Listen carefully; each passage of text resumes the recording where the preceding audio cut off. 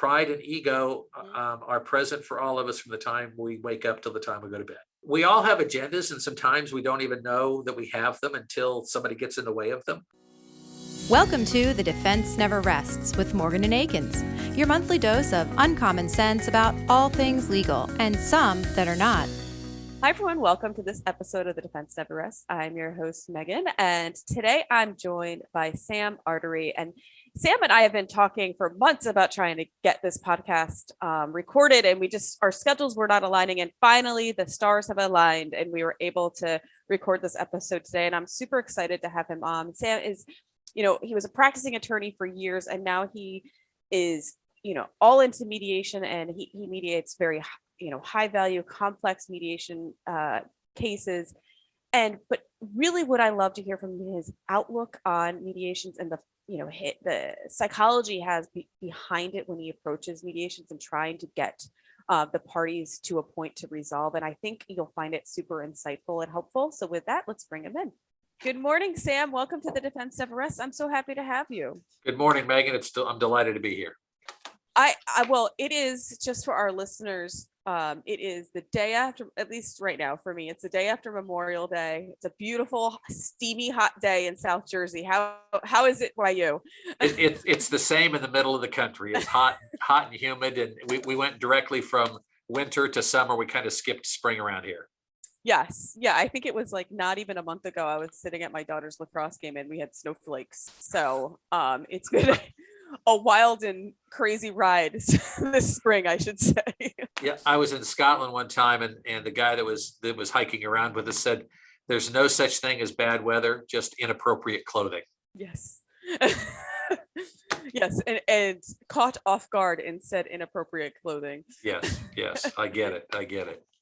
We're here today to talk. Well, as every guest who comes on, I preface it saying I'm here to talk about you. And what you do and how you got to where you are, but also, you right now you've carved out a career for yourself as a mediator. So in a little bit, I want to get into, things that you see pop up in mediations and kind of give, us attorneys and claims professionals some, tips and tricks and, just general ideas and advice to make mediations run smoothly or to put your best foot forward for them. And I know you've written books about it and you have a lot to say on the topic. But before we dive into that, I want to get to know Sam, and I know my listeners want to get to know Sam too. So you started off as an attorney, but how did you decide to go to law school? Because all of us have different reasons why we ended up there. Some by accident, some our parents did it, some we had no idea what else to do, like myself, and ended up in law school. So what was your path and your journey? Well, I was a philosophy and religion major undergrad, and nobody suggested that I could make a living doing that. But it fit pretty well with going to law school, and so that's ultimately what I did. And at the time that I did it, and I would say it's different than now. A law degree was kind of a logical extension of a liberal arts education because it didn't cost a fortune. You could literally go to law school and pay for it yourself if you worked pretty hard in the summer over the 3 years, rather than graduating with six-figure debt. So it was an easier thing to do at the time, and I didn't know what else I was going to do, so I just went. Now, having said that, I got to my fourth semester of law school, so I'm almost 2/3 of the way through, and it was just before spring break. And I hated law school. I love practicing law and mediating, but I was not a law school lover. And it wasn't the fault of the law school, it was me. So it was just before spring break, and I decided the wise thing to do was to leave law school. So I decided I was going to watch the space shuttle take off in Florida and land in Southern California. So I left the dean a note and I said I quit. And I did not take any precautions to withdraw from my classes. I ended up not going to watch the space shuttle take off and land, but I bought the cheapest bus ticket I could get. And I ultimately became a bar back at Harvey's Casino in Lake Tahoe, Nevada, and worked there. And then while I was there, I thought, well, this doesn't seem to be the greatest career path in the world either. But the dean was really kind, and he sent me a note while I was out there, and he withdrew me from all my classes. One was finished, so I passed that one. And he said, the unexamined life is not worth living. I'll give you a 1-year blanket leave of absence to return whenever you want for that year. That's great. So, oh, it was incredibly kind. It was a break that I needed, even though I did not pursue it in a very mature or grown up kind of way. And I ended up going from Lake Tahoe to Portland, Oregon, where I worked as um, a night manager in a really poor kind of homeless area of town. And the first night I was there, somebody died in the lobby of the hotel. Oh, wow. And all of a sudden law school was seeming better and better. So I came back and then I began working as a litigator, and I spent about 12 years litigating. And at that, about 12 years in, was when mediation really kind of began, at least in where I am. And I went to mediation training, not because I had any interest in being a mediator. I just wanted to know what they were going to do to me. I thought, I don't like this. I like litigating. I like the process. I like trying cases. And it was a time when a lot of cases got tried. I mean, now over 98% in most jurisdictions settle. So we can call ourselves trial lawyers, but just the nature of the beast is not that many cases get tried. So I went to the training, and then I did one mediation, and then I did two, and then I did 4,000 or 5,000. So it just so I am an accidental and unintended mediator, but I love doing it. Now, when you were practicing, were you on the defense side, or were you on a plaintiff side? I was originally a prosecutor, and I was so I got to try my first case before I even got out of law school. There was a provision to do that here. And then I was almost all defense and commercial. And I did that for about 10 years. And then we needed some plaintiffs work to be done in our law firm. We had some cases coming in. So I was doing plaintiffs work and defense both, and trying to juggle those conflicts.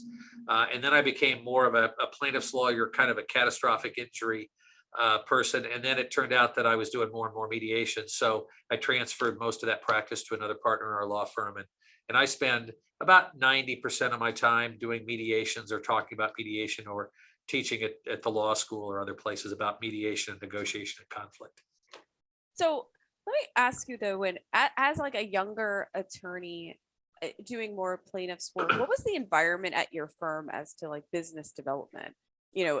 Like, was there pressure on you to, go out there and gain your own clients? Well, our firm is relatively small. I mean, we're about 15 lawyers. Okay. And so the more senior lawyers usually brought in the business, but the plaintiffs' work had not been a traditional part of our practice. It just kind of happened. And we were pretty careful about the plaintiffs' work we were doing. We sent about 70% of the people that came to see us away because we thought it didn't fit with what we were doing. And we screened our cases pretty carefully, one, to avoid conflicts, and two, to only take cases that we thought we could help people. So if somebody came in with a minor impact sore neck collision case, even if it was clear liability, what we would usually do in those cases is say, how about if we help you have some of these conversations and see if you can be done with this, unless you think you're really hurt badly, in which case we need to get you to somebody.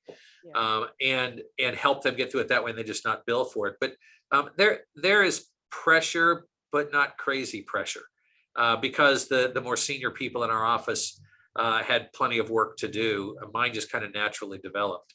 But what I find is not so different from what Matthew Queen talked about in your earlier podcast. Getting out and talking to people, figuring out what you know, figuring out what you want to do. And I remember somebody telling me early on, your specialty becomes what your biggest client needs you to do. And if we could answer questions before people had to ask them, and we made their job easier, that was what we found was the best way to develop business. So even as young lawyers, when we would be doing seminars or presentations, or meeting with clients, or meeting with larger groups, we would want our younger lawyers also to be part of those, so they could show off their expertise as well. But and this is the same thing I think about with negotiation, mediation, with client development. And I tell people this when I'm teaching negotiation to law students. I'll tell them, if you remember nothing else other than this, please remember this. You want to make it as easy as possible for the other side to do what you want them to do.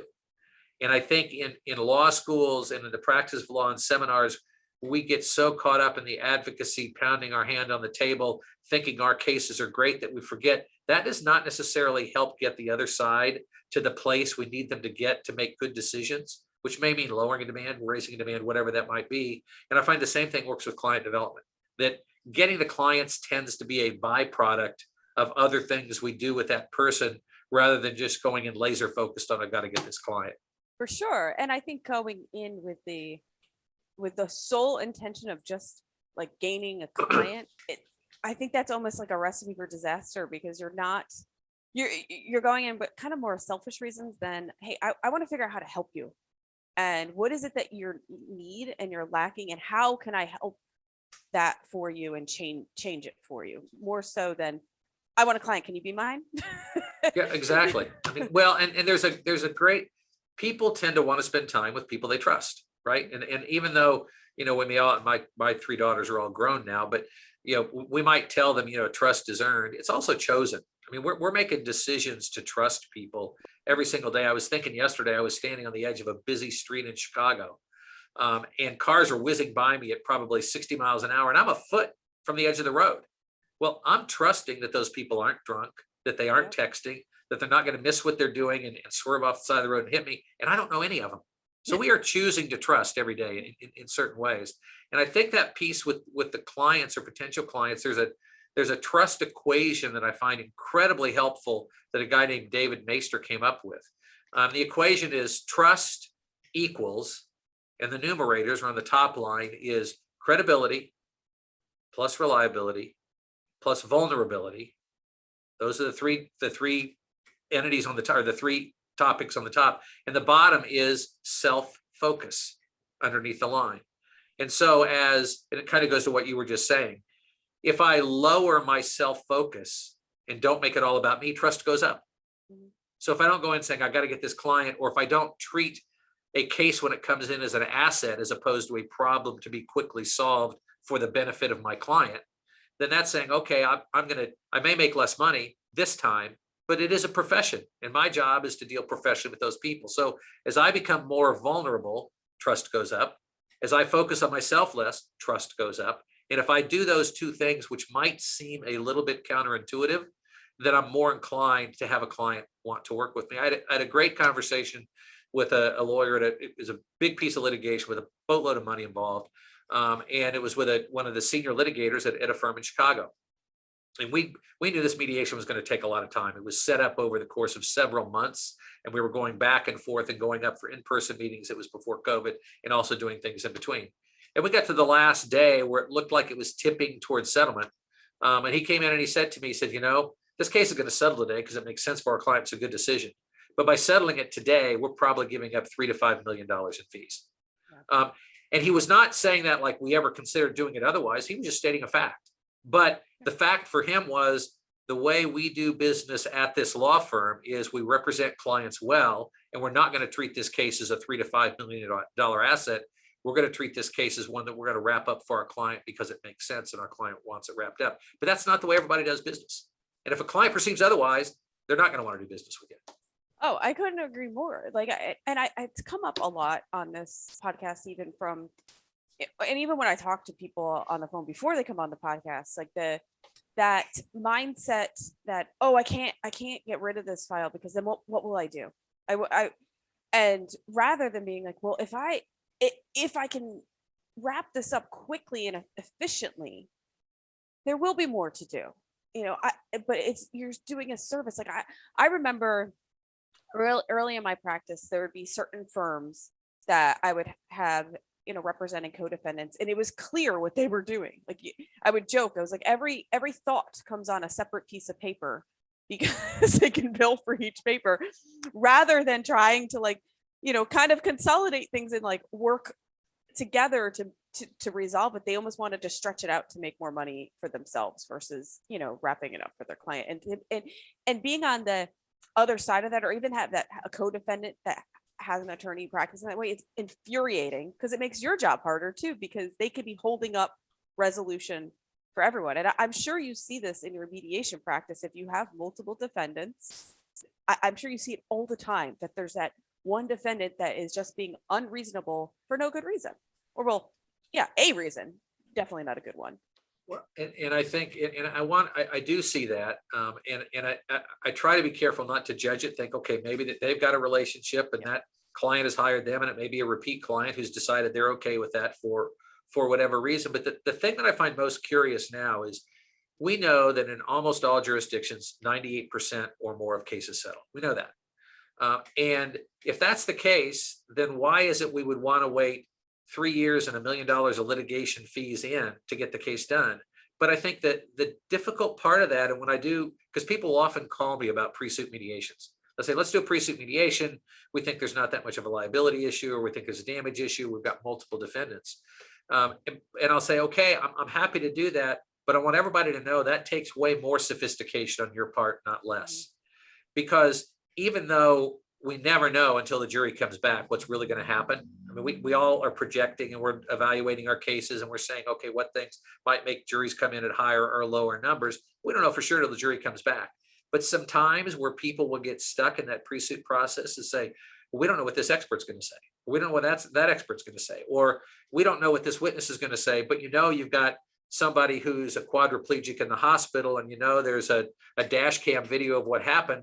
So within certain ranges, we could probably guess about where it's going to go.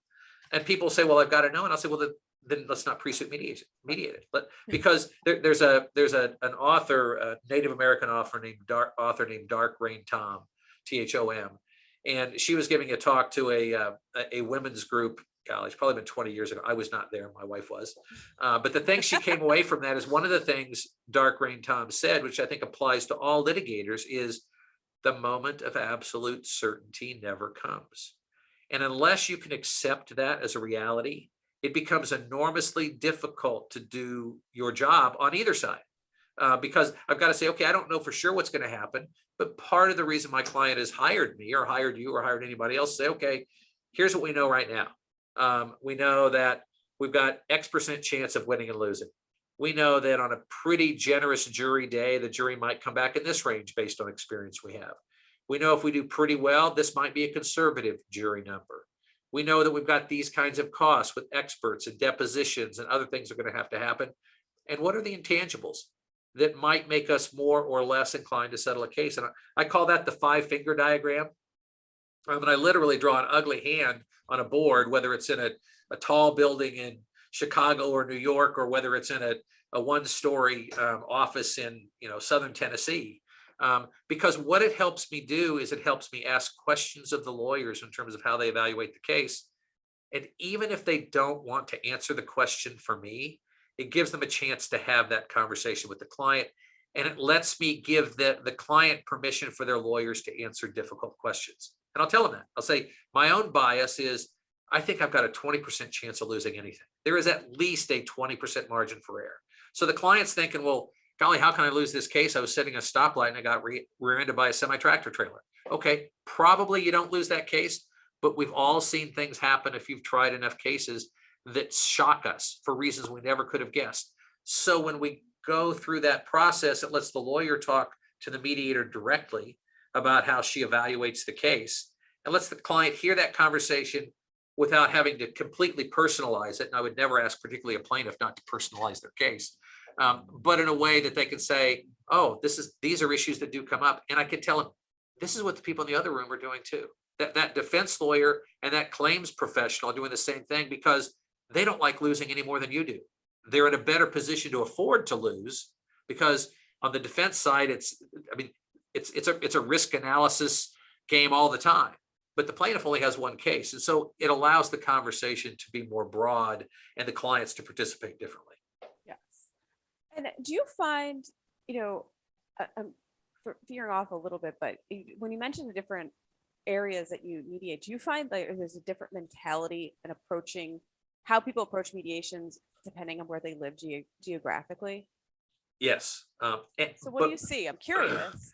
Well, what I find is if I'm somewhere on the East Coast and the opening demand is not 10 or 20 times higher than where they really want to go, then people think they're crazy.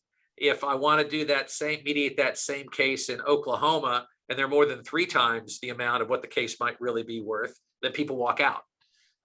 So there are different kinds of conversations, and people have different expectations. So I find that in most bigger cities, whether it's New York or Philadelphia or Chicago or pick one, people tend to have more competitive kind of transactional demeanors.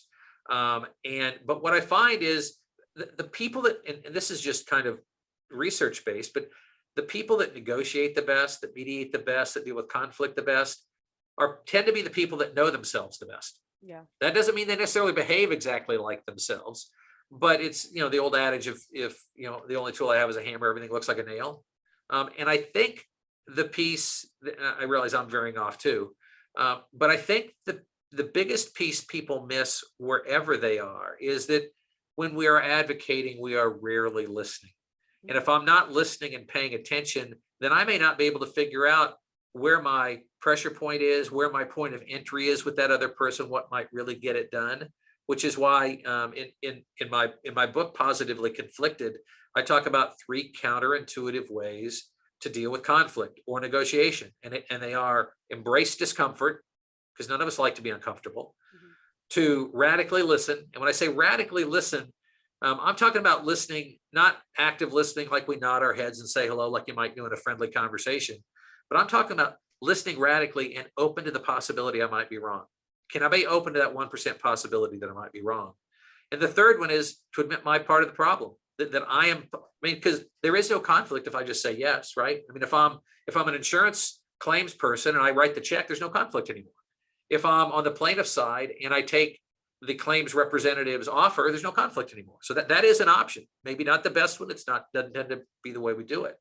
But I find in a lot of places, and this includes in the Midwest as well, it's not just on either coast, is that we all have our ways of doing things, and then we get uncomfortable if somebody else does it differently. And even really sophisticated people put their flag in the ground. I was talking to someone from Washington State recently, and he was a really sophisticated person who does lots of cases, and the numbers were very far apart. And he said, well, they're moving anywhere close. I'm not even moving in response to that. And I said, well, first of all, it's your money. You can do it how you want. I said, but my goal in mediation is twofold. One, I want to help you settle the case if that's what you think you want to do. And two, if it doesn't settle, I want you to know where it could have settled for. I want you to know what they might have taken, even if you choose not to pay it. And I want them to have an idea of what range they would need to be in if they want to settle the case, even if they're not going to take it. So you have a right to take that, but this kind of goes back to the trust equation. Yeah. No case can settle unless one side or the other at least dips their toes into that vulnerability water at some point. Say, okay, I know we've played the game, we've done the dance, but it's getting late in the day or late in the 4th day or whatever day it is. If they don't know what I might really do, if I'm still staying in this puffing area, then I can't even find out if the case could have settled. And that's a place where I think people need to really utilize the mediator. I mean, you can say, the mediator can't disclose confidential information, but you can say, listen, if I move here, what do you think will happen? I can say, well, I don't think there'll be any interest. I think you will get nothing for that offer. So make whatever offer you want. Part of my job is to warn you what might happen. And what will likely happen here is you will shut it down. I'll do it. I just want you to know. And, but that also is such a good point at the importance of knowing when to mediate and when you need to have a mediator involved. Because look, lawyers on our own can go back and do that negotiation and be like, well, I'm not going to, that's easy, but and I always tell my clients this, that when you recognize what are going to be roadblocks to mediation, maybe it's a high lien, maybe we have favorable liability, but there's a high lien, you have these roadblocks. And that's typically when I'm like, look, we can play the game back and forth, but we're always going to have this monkey in the room, which is this lien. And we're always going to have this liability issue. So we need a neutral to come in and kind of break down the communication barriers between us and try to work through that. Because I think the back and forth negotiation between lawyer and lawyer with those things, it's just, you're going to just not get anywhere. So I find it's more cost effective too. I think it is. And one of the things I'll hear a lot from defense lawyers is, well, their lien is not my problem. And I'll say, well, I understand that you didn't create the lien and you're not the one negotiating the lien. But if you want to settle the case, it is a problem to settlement. Yeah. It just is. And that way we can talk about it. And it also gives me a chance to talk to the lien holder directly, provided that plaintiff's lawyer will let me do that.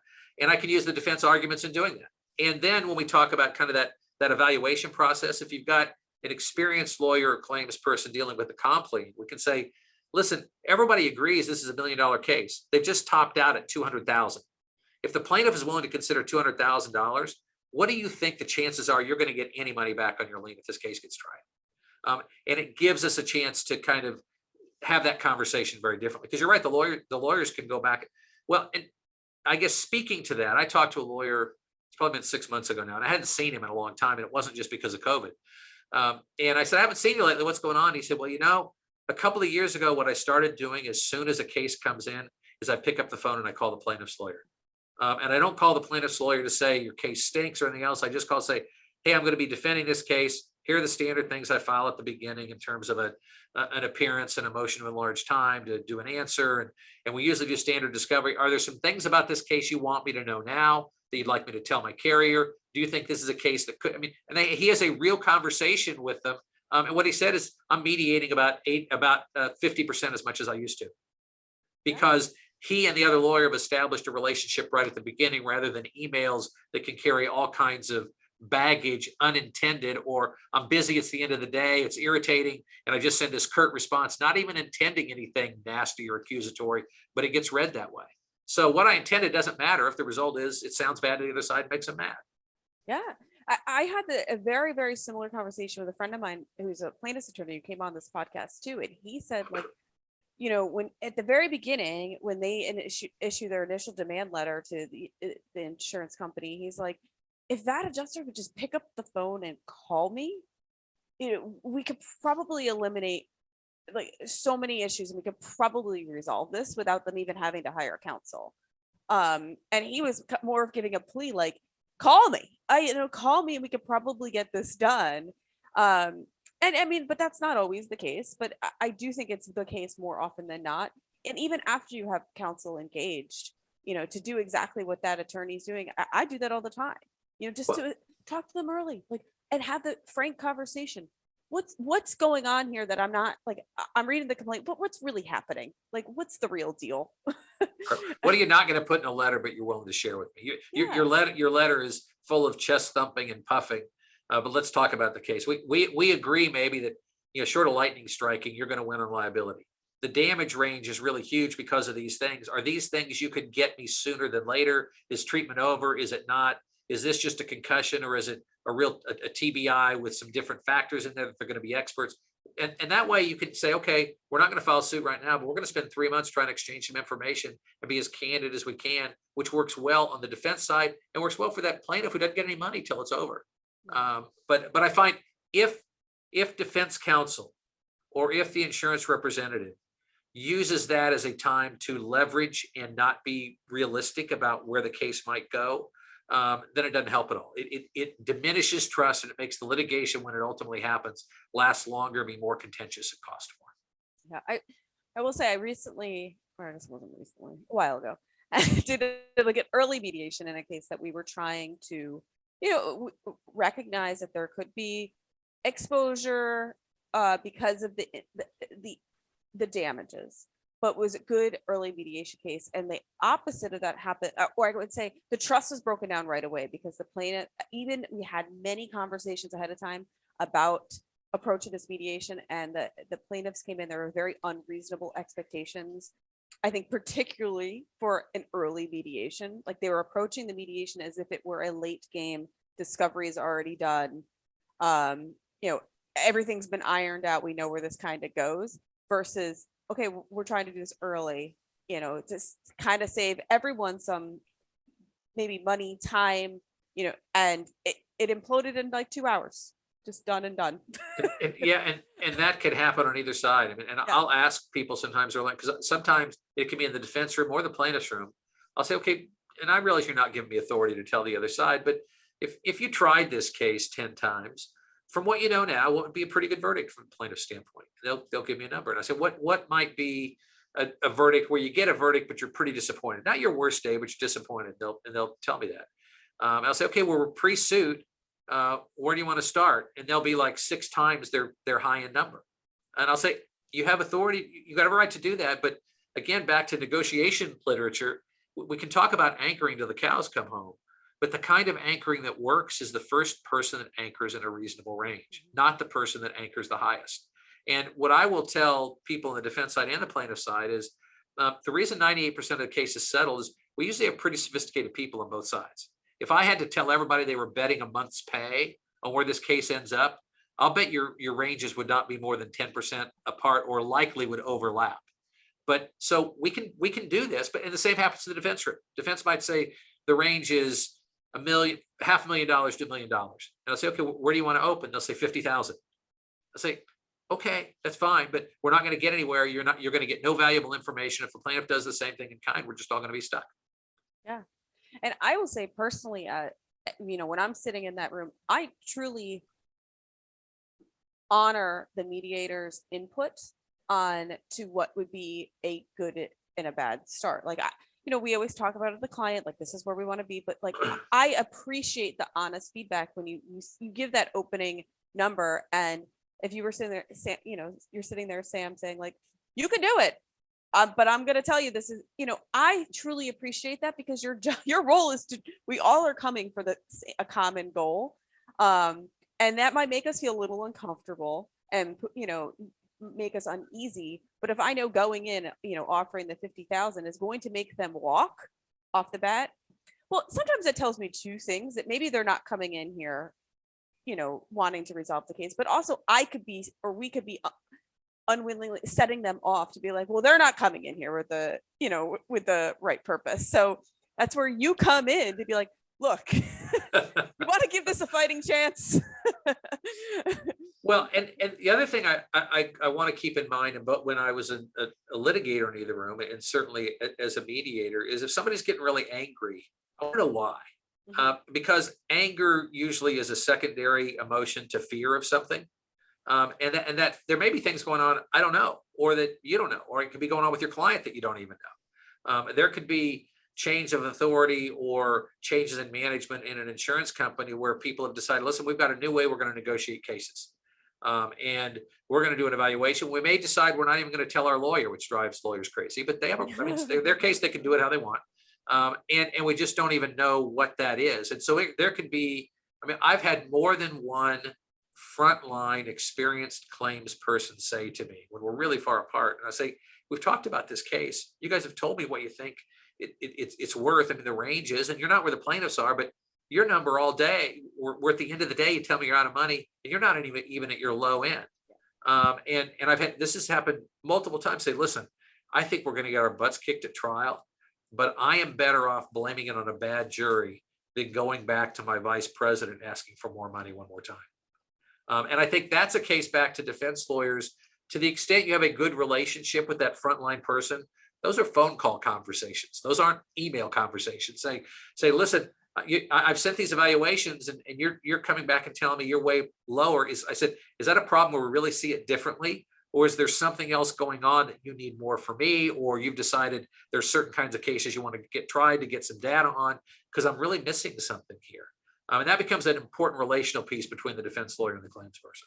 Oh, for sure. And those conversations are so important, yet sometimes really hard to have. Yes, they are. And I think they're hard to have because going into it as the attorney, you're kind of worried about what the response could be. Because you don't want it to be, you're totally off and they totally disagree. And you know what, if I am off, I want to hear why you disagree with me. But internally, you really don't want to be off, because you want you want them to be like, yes, your evaluation makes sense. And when they disagree with it, I want to hear why they disagree, but I really want to be right, of course.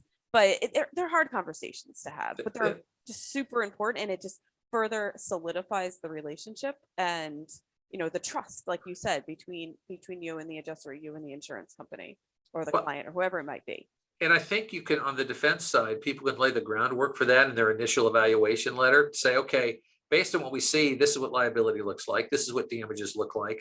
This is what this other lawyer is like to deal with if it's somebody you've dealt with multiple times. Said, here are things that could change this number. Here are things that could change the way I see liability, the way I see damages. And we're going to look for those. And then, because then when you get to that time where you're deciding, is this a case to resolve early or not, say, okay, we've got some unknowns here. And if we're wrong on those, are those huge variations in value, or are they just incremental? Say, okay, listen, we know we're going to have to get an expert if they get an expert, but really what we know here is this is a legitimate injury. Somebody lost their leg. We know generally what a lost leg's worth. We've got the data, their income tax returns. So those are, but if they say, no, you're wrong, say, please help me why. This is what I'm doing all the time. I sent you a legitimate evaluation from my perspective. Please help me with where you disagree and the reasons, because then I can help you more. Yes, absolutely. So let me ask you this though, because I touched on this earlier. When you have a scenario, when you do have a number of defendants and you have that one holdout, how do you handle that as a mediator to try to break through that? Well, here's what I've started doing in the last few years when I've got, say, a construction case where there may be several horrible injuries, several layers of coverage, and everybody gets invited to the party. I will talk with all the defense counsel individually. I'll say maybe we ought to all get together. But what I've started doing is I send them all a letter, almost like a verdict form. And I'll say, okay, here are the number of you've all agreed that there are likely this many parties, this many defendants, and the plaintiff on it too. So we're going to do this anonymously. So what I want you to do is say what you think the likely division of comparative fault is, what you think the likely range of damages is, good day and bad day, so they can give me ranges. And I say what I'm going to do with that, I'm going to have you send it to my assistant anonymously. So I'm not going to know whose is whose. You just have to trust me on that. If you can't, I get it. You won't participate. But then if everybody agrees, I'm going to share the high evaluation, the low evaluation, and the average, so everybody can look at it. And what tends to happen, almost everybody gives their own defendant less fault. There are always some people that are more candid than others about damage valuations, but we can look at what the high, the low, and the average is, so people have some kind of an idea. So then when we start talking about it, if somebody says, well, golly, I think I've only got 5% fault and everybody else is giving them 50, say, well, I understand there's some gaming here, but you now know that. For better or worse, you now know that. And I find that really helps that conversation. So what I'll usually do after I've gotten that back, I get permission from them, first of all, to share it. And I'll get everybody together and I'll say, let's have a conversation now. It depends. Some people, will yell and scream and kind of posture for their clients, and then we'll have to do it all separately anyway. But it gives me a much better global idea. We say, okay, we think we now have a case. It's most people on average think this case is a $3 to $5 million case. The lowest number we got was $1 million and the highest was 12. Okay, we can talk about those things. But when we start talking about where the finger is likely to be pointed, and I'll ask the plaintiff, and I don't share those numbers with the plaintiff, obviously, but I'll ask the plaintiff some of those things. I'll say, can I share with the defendants where you see most of the liability here, how you see it, where you see damages are. And I find if I do that ahead of time, we don't have to spend the first day trying to figure out whether we're going to contribute proportionally or not. Because we finished one case about 4 a.m. and there were 18 defendants and we had 18 separate settlement agreements because no defendant was willing to let any other defendant know what he was going to pay. It was so, and I'll tell the defendant sometimes, I'll say, I think of the defense room as the grown-up room, not in a disparaging way to the plaintiff's room, but everybody in the defense room are professionals that are doing it all the time. Almost always, at the very least, we have one person in the plaintiff's room who's a one-off. That person that got hurt, they're not wanting to be in more lawsuits. The plaintiff's lawyer certainly is a professional. But it's, pride and ego are present for all of us from the time we wake up till the time we go to bed. Yes, I've seen that happen so much that they're like, well, I don't want them to know, what I'm paying, because then they're not going to settle because they're not thinking I'm paying enough. And if that's what's going to get it done, that's what's going to get done. But it does seem very childish. But we all do. That's why I say we can't. We all have agendas, and sometimes we don't even know that we have them until somebody gets in the way of them. What I find is most of the things we talk about mediation, we kind of learn around our kitchen tables anyway. We've got our kids all have kids now, and I've told them, I said, your children negotiate from the time they're born. If they cry long enough and loud enough, you will give them what they want. As they get older, you'll decide how much pain you're willing to live with to try to train them not to do that. And insurance carriers and defense lawyers and plaintiffs lawyers all kind of learn the same thing. But my wife and I were sitting around our kitchen table one morning, and my wife frequently has better and certainly different ideas than I do. And we were talking about this personnel decision in our office. I said, here's what we've decided to do. What do you think? And so she thought about it and started to tell me. And the longer she talked about it, the more angry I got. And I don't mean pound the table, yelling, screaming, but she could tell I was irritated. She stops in the middle. She said, what's your problem? I said, all you did was ask me a question. I don't care what you do with this personnel decision. I'm just telling you what you asked me, and you're mad. And all of a sudden the light bulb went off. It never occurred to me that she might reach a conclusion differently than one I've already reached. It just never occurred to me. And then when that happened, I thought, I'm mad. I can't figure out why. It's well, she had good reasons. She was presenting it to me. I thought so I thought I asked her a question, but I really wasn't asking her a question. I was wanting her to tell me, good job. What a great decision you made. You wanted affirmation. Absolutely. And we forget that sometimes when we're asking those questions, and because we've gotten where we've gotten, whatever that is. I mean, you're an experienced, accomplished trial lawyer, and you've gotten there because you've used your common sense most of the time. But there's a woman named Francesca Gino, who's at Harvard now, but she writes about how we make decisions. And the longer we've taken to make a decision, the more we've invested in making that decision, the less likely we are to consider conclusions that are different than the ones we've already reached. Yes. And I think for litigators, for claims people, for plaintiffs lawyers, for plaintiffs themselves, that's why I say that radical listening is different than active listening. It's saying, I'm going to set aside my agenda for now. I'll probably know I have an agenda if I start getting mad when somebody disagrees with me. That's kind of the red light bulb going off. And what I suggest to people with that is I use the acronym PARC, P-A-R-C. So when I feel that electrical jolt, that what I call the justice gene has been tweaked, somebody's cut me off in traffic, my wife's arguing with me in a way that I didn't anticipate, something's happened that in my mind is unfair, I want to park, because my physiological response will be like the lion is chasing me in the jungle, but that's not really what's happening, or rarely is that happening. So I want to pause, which is not natural because I'm reactionary. I want to argue. I want to push you back. I want to assess. I want to say, okay, how do I perceive the facts? I want to assess and say, okay, or I want to reflect and say, okay, this is how I perceive the facts, but what's the context? What are the personalities? What's going on here? What might be afraid of? And then I want to choose. So after I've parked, that's a much better way to do it. But the example I used most recently of someone who didn't park was Will Smith at the Oscars. Yep. Right. He got that electrical jolt. Something was going on. It felt like I need to do something right away. And I don't know all his motives, so I'm not trying to judge them one way or the other. But what he did is he reacted right away. And most of us don't have an audience of 1 billion people. So, he got a particularly difficult response to his reaction.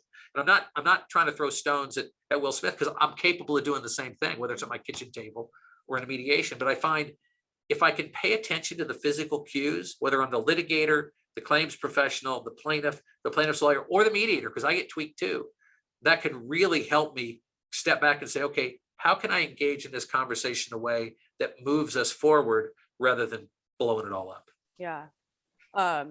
I could offshoot on Will Smith, but I'm not, because that's a total offshoot.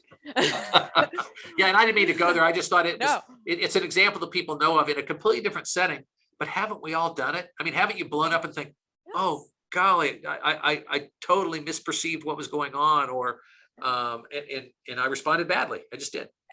No, it's a perfect example and a relatable example, because it's a bigger scale of like what we go through. And one thing that I experience with that a lot of times when I get a new case or a case that I'm struggling with, one, I find the importance of roundtables and bouncing things off, other people at my firm, and what they might think of things. And sometimes it makes you angry because you're like, well, no, that's not how I see it, and they see it differently. But the point is, like, yes, like, I am not the only eyes, and I should want to hear your your input. But the other thing I do often, though, if I have, I will toss out the idea of a case to someone who is not in this world and don't see this all the time, because I feel, one, that's your jury, Right. but two, like, they don't get as hung up on some of the details that we immersed in it do. Like, for instance, I'll show like a picture of like a sidewalk defect or something. I'll show it to my husband, and he'll be like, I don't understand the problem, but that's kind of, sometimes you need to hear that, because you're like, you get so focused on these little details that you sometimes need to take a step back and hear or listen to someone who's outside that world, and who's able to be like, see it as a big deal or not, or as a big deal, get their perception on it, and it allows you to look at it a little bit differently. Well, and I think one of the things we have to be careful of, and I think we lawyers can sometimes be the biggest offenders in this way, is we think rationality carries the day. And by rationality, it means our rationality, right? It's the way I'm thinking. I mean, if I'm influenced by this, certainly you should be. We probably have all had said to us, or we have said to somebody else, I want you to set aside your emotion to be rational here. And that is a phrase that I never use, or if I use it, I'm making a huge mistake. I've been tweaked it because I'm immediately insulting the other side. I'm suggesting their response, their quote emotional response is disproportional to what's going on. Mm-hmm. And what I'm really saying, which is true of all conflicts, I mean, think about when a conflict arises with you and your husband or a partner or somebody else. I mean, isn't the first response, think, well, why don't you change so I'll feel better? I mean, that really the way you feel. Why don't you, whether it's the person who is responding differently to that evaluation at the round table, or you're deciding what to do with your kids, or you're deciding even where to eat lunch. I mean, have you ever gone to lunch and people say, well, where do you want to eat? And somebody says, well, I don't care, I'll go wherever. And somebody says, well, how about here? And the first thing that person says, well, not there. I mean, it's just, I don't have an opinion, I'll do whatever. Well, except that. Yes. It's so human nature to just know that and accept that. And we also, and this is a Daniel Kahneman story, but I think, and he won the Nobel Prize in 2002, I think. But I love this story because it shows what we think about our common sense. So Daniel Kahneman tells this story, and I read Thinking Fast and Slow, but I don't think it's in there. And here's the story he tells. He's at a cocktail party with his wife, and his wife leans over and whispers in his ear and points to some guy across the room and says, he's really sexy. He undresses the maid himself. And Kahneman's thinking, what in the hell is she talking about? That makes absolutely, so he spends the rest of the cocktail party wondering what his wife was talking about. So they get home and he says, honey, it's fine they went to that party, but I'm still stuck on what you said. You pointed at that guy and said, he's really sexy. He undresses the maid himself. And she looked at him like he was the village idiot and said, I didn't say that. So what I said is he's really sexy. He doesn't underestimate himself. But here's the part that I find so helpful about that. Daniel Kahneman is one of the brightest, most insightful people in the world. And his wife says this to him. And the only thing he can think of is she must have misspoken. The idea that he might have misheard, or it was out of context, or it's whatever else it might be. The only thing, none of the possibilities included him mishearing, him being wrong, him giving his wife the benefit of the doubt.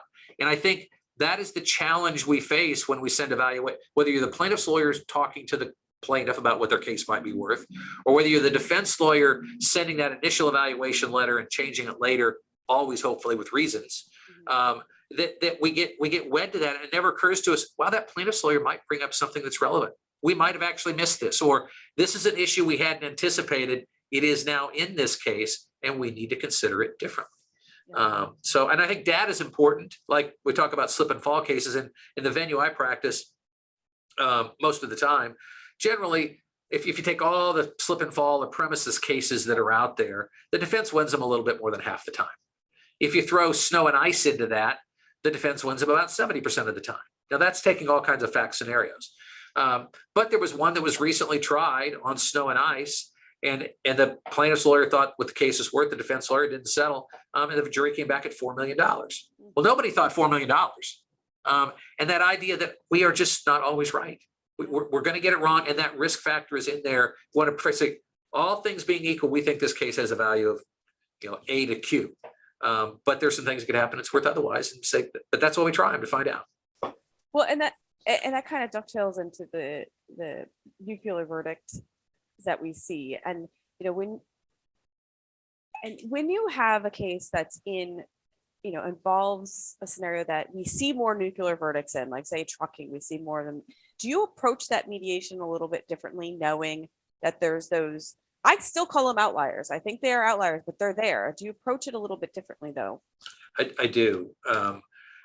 What I'll tell the plaintiff is we're all aware of this verdict. I mean, it's out there. We can't deny that it's there. That's not where we're seeing most cases come in. We're just not.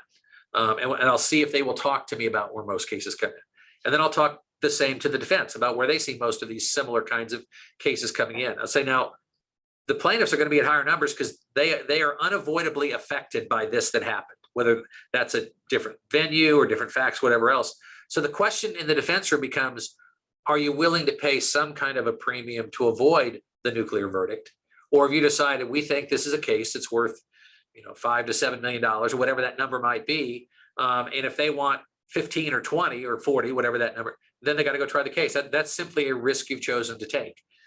Those become more difficult depending on what your coverage is and depending on various layers of coverage that different companies may have. But I absolutely talk about it because it's the elephant in the room otherwise. And what the defense may say, we understand that, but if we settled all our cases based on nuclear verdicts, then we'd be out of business. So we understand this is a risk we must take. And if the stars align when we try this case like that one, then we're probably going to have to try it. But if they want to settle it in a range where we think the case comes in, but I also think it's a place from the trust standpoint for the defense side to say, let's be more candid with these folks. Let's say, here's really where we have this case. We think, so we understand you got to at least get to 7 figures to get it done. And we're never getting to 8 figures. But let us tell you why we think it fits in this category. And we're willing to listen to you. Tell us why you think it's not in that same range. Yeah. Yeah. And I mean, I think it kind of still always rolls back to that engaging and the listening and the ability to try to understand. I think that's true, but I think there are 2 parts to that. I tend to think of understanding as a gift and acceptance as a choice. I want to try to understand certain arguments, but if we look at politics or we look at whatever issues might be most important to you or your listeners in their lives, we may not understand why somebody has a position that's diametrically opposed to us on something that we think has moral relevance, including in other ways. But I can accept that they're there. And if I accept that they're there, I stop trying to convince them to change and find out, is there some way we can intersect and have that question? One of the things that comes up often in cases, usually in the plaintiff's room and sometimes in the defense room, is plaintiffs will say, it's not about the money, it's about the principle. And when I was a younger lawyer with less white hair or a younger mediator with less white hair, I would always say, or I would think, that's baloney. It's always about the money. But here's what I've come to believe. When people say that, they mean it. But what they've decided is they think the money that's paid bears a relationship to the principle. So what we'll talk about, and this kind of circles back to the 5 fingers, I say, your own lawyer has told you there's at least a 1% chance you lose this case or that you get a bad verdict. My view is 20%, but let's say it's 1%. If that 1% happens, are your principles going to change? Nobody has ever told me yes, ever. I said, so I'm not trying to talk you out of your principles, and I'm not trying to tell you what should or shouldn't measure your principles. But if your principles aren't going to change, regardless of what this jury does, and I'm not suggesting that they should, then what we're talking about here is something different than your principles. You need to hang on to your principles because that's what lets you put your head on the pillow and sleep at night. But what we're doing here is saying we're in a fancy, maybe sophisticated risk evaluation, deciding what's important to you and can we do something that makes a difference for you today. Your principles, I said, it is above my pay grade, and I do not have the right to argue with you about your principles. But it helps the conversation at least, because we're not fighting about it anymore. Right. And then if you're not fighting about it anymore, your chances of success are going to be that much more likely. It increases the odds. Absolutely. Yeah. So we're just about out of time, but I wanted to close up with two things. One, being as experienced as you are, what sort of advice do you give to, a claims professional coming in to a mediation, attorneys, how to make it the most successful endeavor, regardless of where you are in the case? Is it early? Is it late? Is it just when you're coming in, what recipe of success do you see? Well, I think the 3 questions before you ever come are really important. They're these. What do you want? What are your biggest fears and concerns? And what trade-offs are you willing to make? I think those are 3 vital considerations. I think the other part of it is to decide that you are willing to share in a civil way why you see the case as you see it, which may mean giving some things up. Which it may, so you talk about the things that matter in the case in terms of decision makers, why you think there might be a chance of a defense verdict, but maybe not a great one. Said, boy, I think there's some things that could happen if the jury believes this witness and not that one. We might get a defense verdict. We're not claiming that's a major decider in terms of how we're looking at the case, but it's a factor. We think most of the time you'll win the case, you'll get a verdict. But we think you're going to get some comparative fault, and here's why. We think the damage ranges, and this is the place they're probably not going to share it early on, but from what we see in your demand, our damage range, even on the high end, is significantly lower than yours. We want you to know that because our offers are going to reflect that coming in. We are here to try to get this case done because we think you've got a good lawyer. And we find that people that are really good at what they do usually get this done. It works 98% of the time. So we want to be part of that 98%. But I want to give them specifics. So I want to give up what I don't have, which is, okay, you're probably going to win this case. We think we got a shot. We think there's going to be, you want to give them reasons that their lawyer can understand and say, wow, I disagree with them. I don't think they win the case, but we probably do get some comparative fault. And there's some things about the damages because your pre-existing conditions that are going to come into play, because that allows everybody to have a real conversation. I think on the defense side, it's really important because I've got some people on the defense side that they argue every case I'm going to get summary judgment, every case I'm going to get a defense verdict. And I said, I get that. I just can't help you. I'm probably the wrong person to mediate this case for you. Yeah.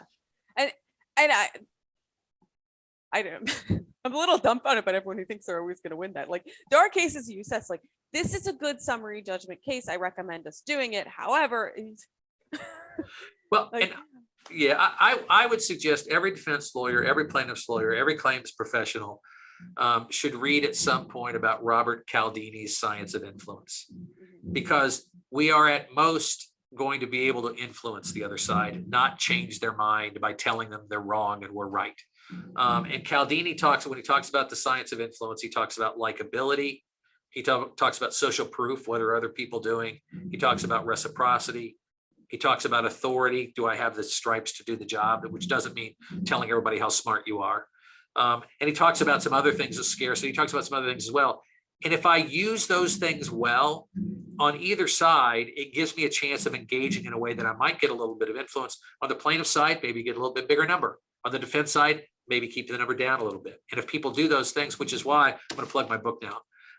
It's not showing up on the thing because of my background, but the book for me is, I began mediating at the same time that I stopped drinking. I was a hopeless recovering alcoholic until I was about 37 years old. And so that process and litigating and mediating allowed me to learn that I am part of the problem in all these cases, that there are points of view other than mine, that I need to honor data that's out there. If 98% of cases settle, I need to stop thinking I'm so special. And I want to find to engage and listen to other people, because if I can do those things, then it gives me a chance to have a relationship with the other side that moves the case toward closure rather than litigation. yeah, that's great. Amazing advice. Amazing advice. And so for our listeners, can you tell them where they can find your book? Positively Conflicted is available on Amazon. So if you put Positively Conflicted and my name, Sam Ardery, you'll be able to get it on Amazon. It's also local bookstores can order it. So if you want to, I encourage everybody to support their local bookstores. So if you go to your local bookstore, some have it, most don't, but they can order it for you there as well. So either place, and it's about conflict. It's some about mediation. It's some about litigation. It's some about addiction, but it's a broad book. People usually, if you read the introduction, you'll know pretty quickly whether you want it or not. If you don't want it or can't afford it, let me know. I'll send you a free copy and you can put it in your local book drive. Well, awesome. And one last question before we wrap up. If you could go back and give your younger self, some piece of it or some nugget of advice, what would you go back and tell your younger self? Don't invest so much in being right. What I tell people routinely is being right is really expensive and way overrated.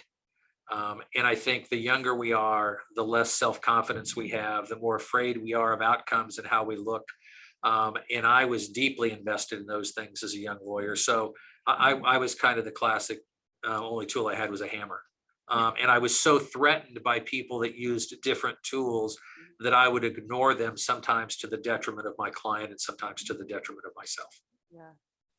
Well, I love that. That is very good advice, I think, for anybody at any stage in their career in life. So I thank you for that, for sharing that.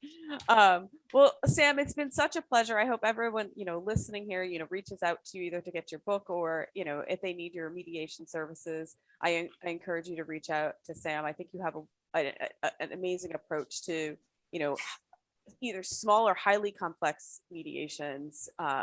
So I think your service would be well used by many.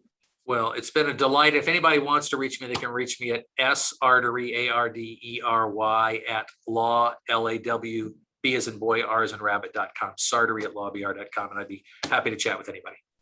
Well, thank you so much. And of course, if you like what you hear, please like and subscribe to the Defense Never Rests on Apple Podcasts. And you can also find us on YouTube at TDNR Podcasts.